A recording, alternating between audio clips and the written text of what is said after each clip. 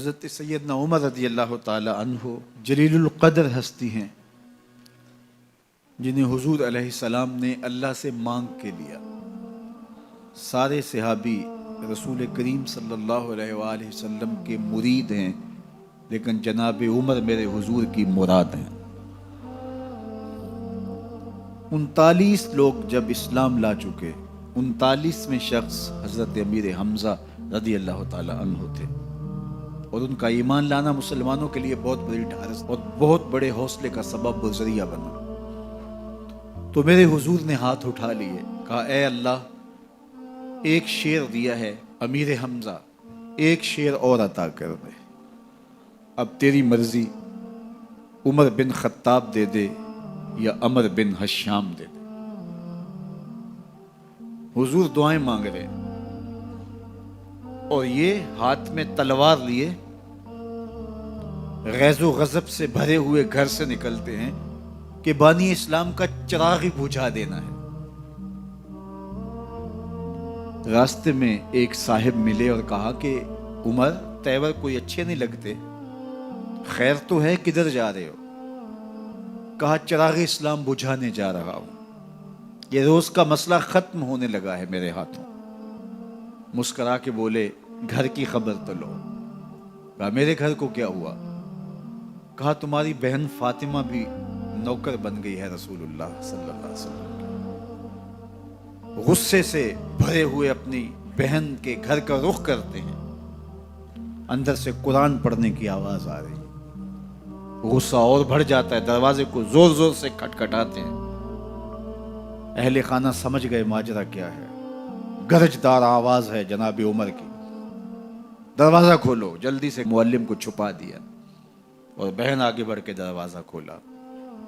کہا تم سابی ہو گئے ہو، دین چھوڑ دیا تم نے، بتوں کی وفا ترک کر دی اور بے تحاشا مارنا شروع کیا۔ بہن کا سر پھٹ جاتا ہے، خون بہنے لگتا ہے اور یہ مارتے چلے جاتے ہیں۔ فاطمہ بنت خطاب بولی عمر، تم خطاب کے بیٹے ہو، سنو میں بھی خطاب کی بیٹی ہوں، جو ظلم جو جبر کرنا ہے کرو، میں محمد عربی کا دامن نہیں چھوڑوں گی۔ سوچنے پہ مجبور ہو جاتے ہیں وہ کون سی طاقت ہے جس نے بجلیاں بھر دی اس کے اندر۔ کہا جو تم پڑھ رہے تھے مجھے بھی سنا سکتے ہو؟ کہا تمہیں غسل کرنا ہوگا۔ عمر اپنے بدن کو دھو رہے ہیں، میرا رب دل دھو رہا ہے۔ اتنے میں معلم بھی قرآن لے کر آ جاتے ہیں اور قرآن کی تلاوت ہونے لگتی ہے۔ طٰہٰ ما انزلنا علیک القرآن لتشقیٰ، اے 14ویں رات کے محبوب جان، ہم نے قرآن اس لیے نازل تو نہیں کیا تھا کہ تم مشقت میں پڑ جاؤ۔ بے تاب ہو گئے، کہا عمر کی عمر برباد ہو گئی، مجھے لے چلو حضور کی چوکھٹ پہ۔ تلوار حمائل کی ہے، بہنوئی ساتھ ہیں، اور حضور کی بارگاہ میں حاضر ہو رہے۔ دروازے کے سوراخوں سے دیکھا تو صحابہ تشویش کا اظہار کرنے لگے کہ عمر آ رہا ہے، تلوار حمائل کی ہے، ارادے اچھے نہیں لگتے۔ جناب امیر حمزہ نے کہا دروازہ کھول دو، اچھی نیت سے آیا تو استقبال کریں گے، نیت اچھی نہیں ہے تو اس کی تلوار سے اس کی گردن کاٹ دیں گے۔ حضور کے سامنے جا کے بیٹھ گئے، گلے میں کپڑا ڈالا تو حضور نے پکڑ کے کہا عمر، ابھی وقت نہیں آیا کہ تم اسلام لے آؤ؟ یہی وقت تھا عمر کے اسلام لانے کا۔ لبوں پہ کلمہ جاری ہو گیا، اللہ اکبر کی صدا اس زور سے گونجی کہ مکے کی گلیاں گونجنے لگی۔ اسلام لانے کے بعد حضور سے پوچھتے ہیں حضور کیا ہم حق پر نہیں ہیں؟ فرمایا ہم حق پر ہیں۔ اللہ کا دین سچا نہیں ہے؟ کہا اللہ کا دین سچا ہے۔ آپ اللہ کے سچے نبی نہیں ہیں؟ فرمایا میں اللہ کا سچا نبی ہوں۔ تو کہا پھر ہم چھپ کے عبادت کیوں کریں؟ اب مسلمانوں کی 2 صفیں بنتی ہیں، ایک صف کی قیادت امیر حمزہ کرتے ہیں، دوسری صف کے آگے آگے عمر بن خطاب چلتے ہیں اور حضور درمیان میں ہیں، اور یہ ملکوتی قافلہ صحن حرم میں آ کے اعلانیہ عبادت کرتا ہے۔ حضرت عبداللہ ابن مسعود رضی اللہ تعالیٰ عنہ فرماتے ہیں عمر کا اسلام لانا اسلام کے لیے عزت کا سبب بنا، اسلام کے وقار کی علامت بن گیا۔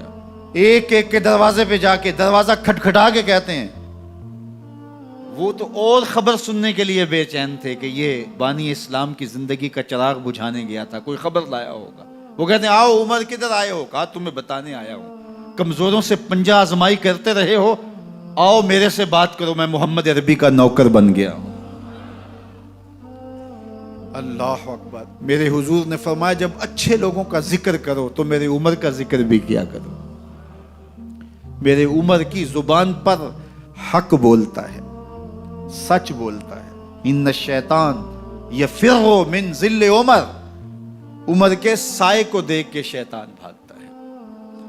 اللہ اکبر۔ اسلام لائے تو زندگی کی ایک ایک سانس اسلام کے لیے وقف کر دی، حضور کا پہرا دیا، حضور کی ناموس کا پہرا دیا، حضور کی شریعت کا پہرا دیا۔